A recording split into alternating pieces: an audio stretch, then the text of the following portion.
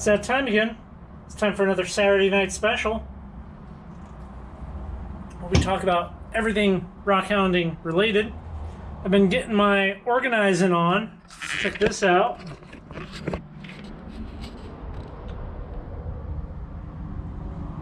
Got all my little jars that I like. Everything's getting organized. Everything's labeled. Now, that's not everything. There's still all of the stuff that came in the mail the other day from James out in Iowa. Thank you so much again for that. My shop is actually a sweat lodge right now. So, toasty out here. It's the downside of being in a metal building, right? So, when I was down in Utah, which we'll talk about that trip here shortly, I had the pleasure of meeting one of the viewers of the channel, Stan. Stan gave me a couple of very cool rocks. It's a beautiful piece of jasper here. Super awesome. And a couple of pieces of chalcedony. So thank you so much for that. These will be making their way up onto the shelf there. It's always cool to meet fellow rockhounds, chat about things, all of that, you know. And obviously when I was down there, I got a bunch of agate. So I took a chunk of that and I started to slice it up. So here's a couple of end cuts off of this. And I did.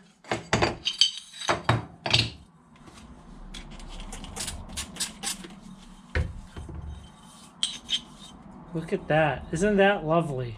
And it's very translucent. So, there's that. I think the photos of these will make it look way nicer than what the video could possibly do.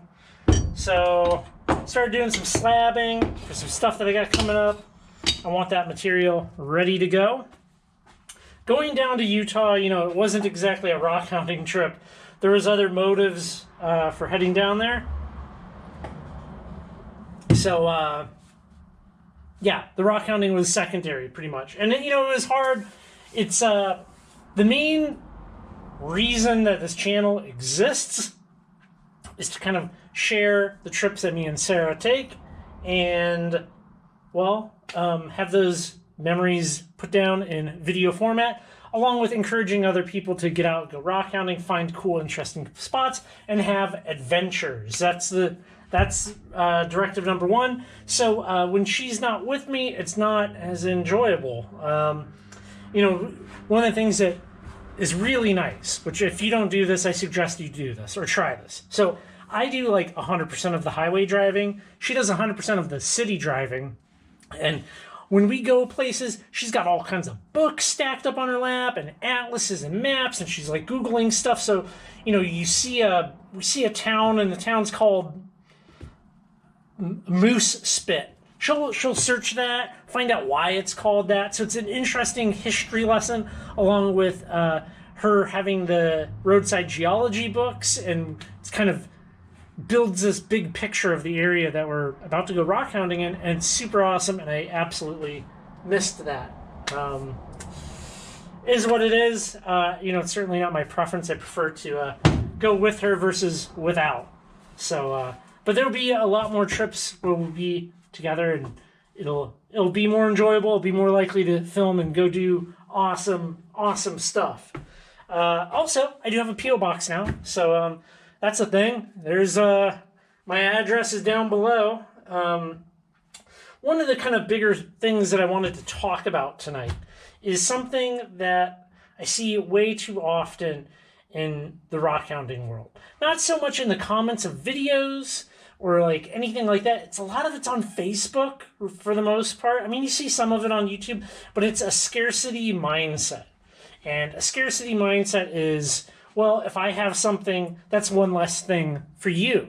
And people then get defensive over things, you get upset. And that's really a bad way of looking at life. You know, it's just because somebody has something, it's not like they took that thing out of your pocket. And a great example of this in the rock hounding world that I'm going to pick on is Red Top. I've gone out to Red Top a couple of times. Now, Red Top has been kind of a dedicated rockhounding spot for 70 years, 80 years. Now, the material is not as prevalent. You hear these stories of old timers going out there and be like, oh, you could surface pick a 5-gallon bucket in a minute. Like all of these kind of tales. And yeah, now you got to dig a hole for it. But it's still producing, you know. Most places, it's extremely difficult if it's a kind of like a more legit rockhounding spot and not just like some random mineral in a road cut. It's extremely difficult for it to be picked clean. You know, that's just not a thing that happens. You got to think about how much material there is and how far it goes down. So if it's a place that you can dig, realistically, you have a lot of it there. Now, there's just, exceptions where it's like a thin band of material running through an area. I get it. You know, like everybody's going to... People will want to make their excuses, but the reality is there's plenty of rocks to go around. And on top of that, think of all of the mineral deposits out there that have not been found. You know, I go to some of these national forests and there's tens of hundreds of thousands of acres of unexplored, untouched wilderness. And there could be beautiful sea agate in any one of those hills. You have to just go find the material. You have to use the tools that have been provided to you through the internet, and you can do research and find stuff if you're that concerned with it. Otherwise, I think people with a scarcity mindset need to adjust their way of thinking. I do have a question for you, which this is something that, you know, please chime in. One thing that I see suggested all the time to people is when you're getting into rockhounding is to join a rock club. Join a rock club, join a rock club. That always comes up when people are looking to get into this. And my experience with rock clubs has kind of been a little meh, you know.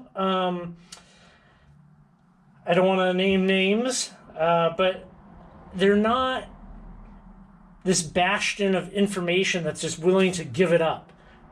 You know, it's much nicer to use resources like YouTube, books, things like that, in my opinion. I'm more of a fly solo type anyways. But if you have a really cool rock club, I'm curious to hear about your experience with that.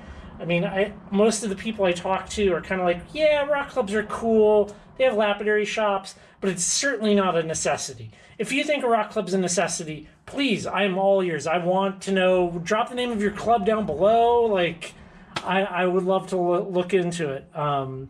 So with that said, you know, I hope you had an awesome week.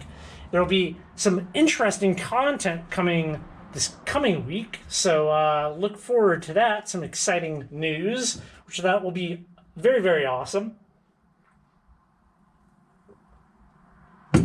So in the meantime, I hope you have an awesome rest of your Saturday evening and a good Sunday. And I'll catch you on the next one.